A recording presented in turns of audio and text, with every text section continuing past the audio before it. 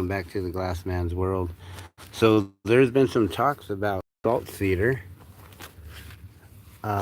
being invasive, and they are going to be removing it from the bosque. The bosque is the grassy lands right next to the river here in Albuquerque, and down in Berlin and Los Lunas, and down in Bosque. So it's along the Rio Grande, the Rio Grande River, and which people say, don't say Rio Grande River, because Rio means river, so it's the Rio Grande. And so they're talking about removing the salt cedar. As you can see, that's what I'm doing right now. I'm removing this salt cedar from the yard here, and they're talking about doing a hand removing and then hand clearing, and then they're gonna just put a bunch of herbicide. Now, I don't know if there's any sort of herbicide that is specific to salt cedar. I just know that you put herbicide down and it's gonna affect all the other plants around, and then being so close to the water, it's gonna affect the water as well. So there's issues with the really bad algae, the green algae, red algae, blue algae. There's some bad algae out there, and I guess it's been coming from a lot of the herbicides and pesticides that they've been spraying, and it's all the runoff. And so if they're going to be removing these, I just think it's going to be an impossible task. I do yard work, and I know that weeds is a forever job. This is something that's going to be like, when I'm done and gone, there's still going to be too many weeds to be pulled, right? So many, right? So many,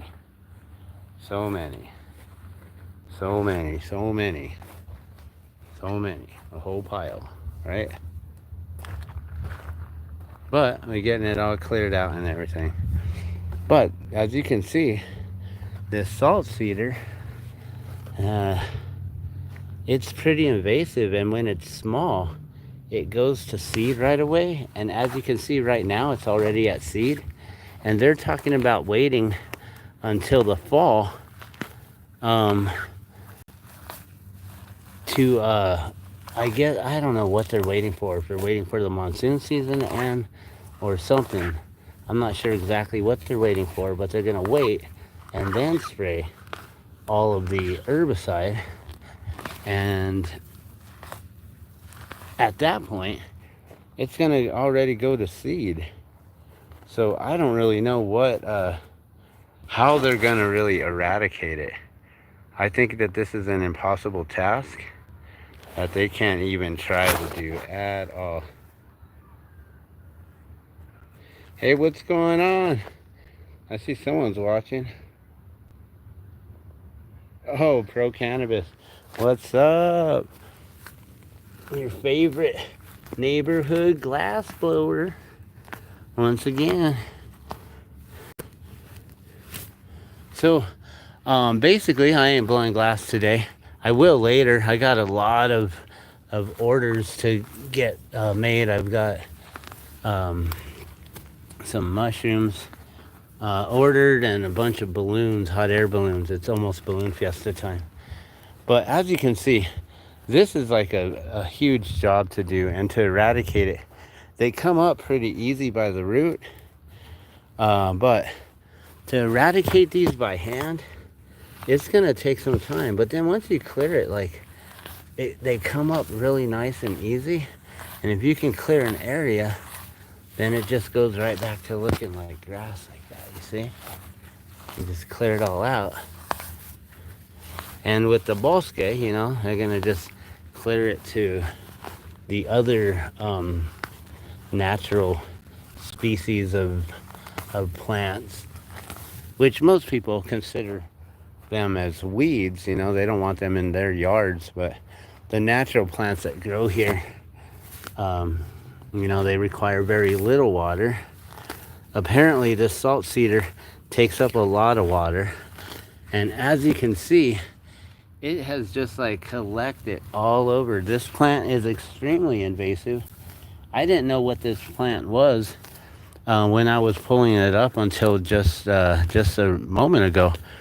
I was wondering, is this the salt cedar that they're talking about removing in the bosque? So I looked it up, and it looks like it. I'm pretty sure, because what I noticed is that they have these little like seed pods on there, and so I am pretty sure that this is salt cedar. And as you can see, it takes forever to clear. But I just think it's going to be an impossible task. You know, there's no one who is even willing to come out and do their own yards like this, so they hire me to do it. So I don't see too many volunteers. There will be some, but I don't see too many volunteers going out there and sitting like this by hand and just pulling weeds over there by the side of the river. I think it's going to be crazy. It's going to be an impossible task. But I don't know. What the one thing that concerns me, though, is that we don't have any water right now.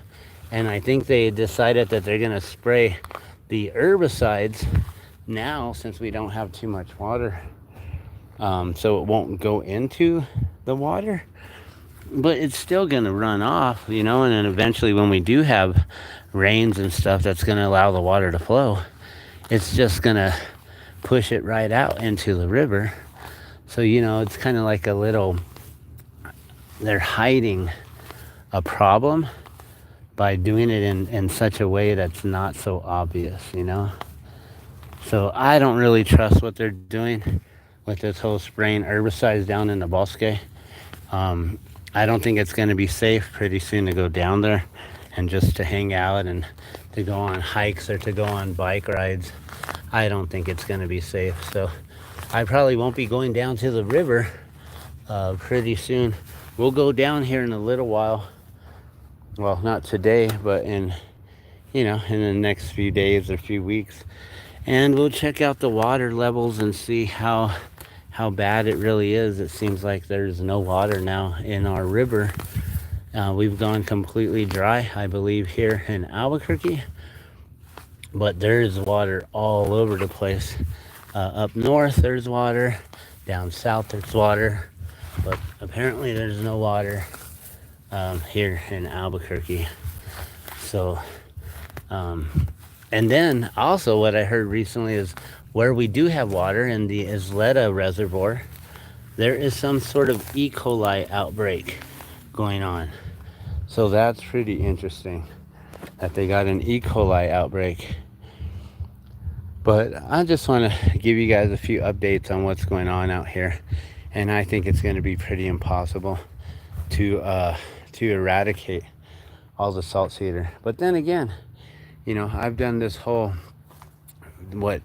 15 by 30 space in 2 days. So it is possible, but who's going to really take the time to go out there and to pull weeds?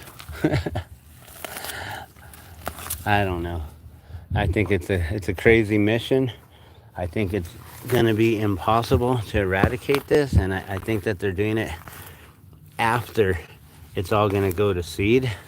So then it's just going to come right back next year. So whatever funding that they put into it this year, it's just going to be wasted, because it's all going to come right back. Just wait. As soon as we get some big rains and stuff, it'll come right back. In a couple weeks, I guarantee you, I come back to this area and it's going to be all back. But we're going to do our best to eradicate it and to get rid of it, and then we're going to burn a lot of this, all this weed pile right here. But as you can see, this salt cedar, it's going to take a lot of time to get up. And but as you can see, I did this whole area in the amount of time that I've been talking to you guys. So I only got this little area right here, and then like a little bit of little stragglers here and there. But yeah, it can be done. But I think where they're gonna try to do it, you know, it's not someone's yard. It's not like someone's gonna be out there all the time and keeping up on it. They're not gonna have someone hired weekly to come out once a week and maintain it and to stay on top of it. So that's the problem, is that they're gonna clear it. They're gonna spend a lot of money on this herbicide and the removal of the salt cedar, which I don't know if you guys know, but salt cedar berries is a part of the Bigfoot's diet. Just a little interesting factoid right there for you. Salt cedar berries are found in the scat of Bigfoot. I have friends who are actual Bigfoot trackers, and yeah, salt cedar berries in baby poo. I don't know any body that could actually handle digesting that, but apparently the Sasquatch, the North American Sasquatch in the desert, the high desert Sasquatch here in New Mexico, can eat salt cedar berries. All right, well, with that little factoid being said, I'm gonna let you guys go. I'm gonna finish this and do the best I can to get rid of all this salt cedar, and that's about it.